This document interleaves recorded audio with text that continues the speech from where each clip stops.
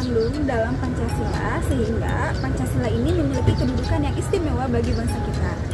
Nah, apa sih kedudukan Pancasila bagi bangsa kita?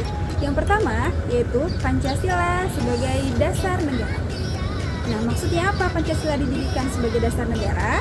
Yaitu Pancasila merupakan dasar dalam penyelenggaraan negara.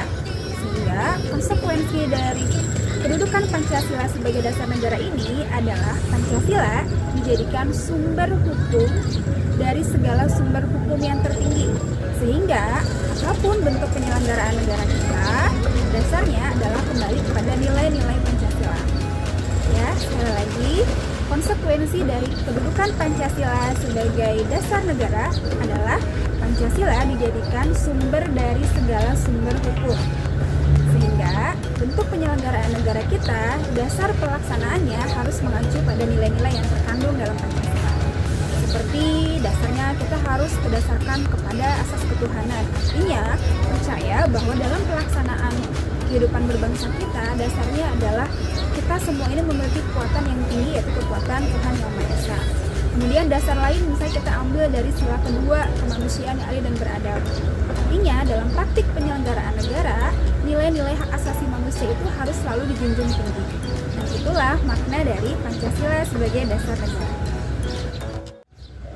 Selanjutnya, kedudukan Pancasila yang kedua yaitu sebagai pandangan hidup bangsa. Pandangan hidup bangsa atau yang disebut juga dengan way of life adalah bagaimana kita dalam menjalani kehidupan itu harus memiliki pandangan atau panduan atau pedoman dalam bersikap dan berperilaku.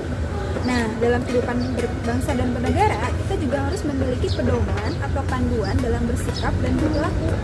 Dalam hal ini, Pancasila lah yang dijadikan pedoman dalam berbangsa dan bernegara. Artinya dia menjadi pandangan hidup bangsa. Sekali lagi ya, Bunda ulangi. Jadi Pancasila sebagai pandangan hidup bangsa atau way of life, yaitu fungsi Pancasila dijadikan pedoman atau panduan dalam bersikap dan berperilaku dalam kehidupan sehari-hari dalam konteks berbangsa dan bernegara. Sehingga apapun bentuk sikap kita harus mengacu pada Pancasila, serta apapun bentuk permasalahan dalam kehidupan berbangsa dan bernegara kita juga harus mengacu pada Pancasila dalam upaya penyelesaiannya. Contoh misalnya yang marak terjadi saat ini, maraknya atau masih banyaknya tindakan korupsi di Indonesia.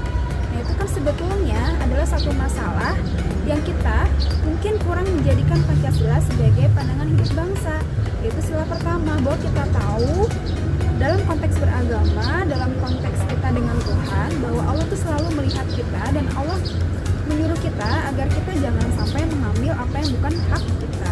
Sehingga sekarang ketika terjadinya korupsi, kemudian maraknya kasus-kasus suap dan lain-lain, itu kita harus kembalikan kepada konteks sila pertama.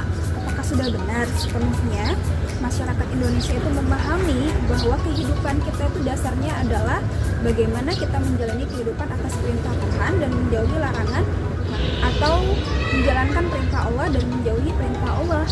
Apakah korupsi itu bagian dari yang Allah perintahkan atau justru Allah larang?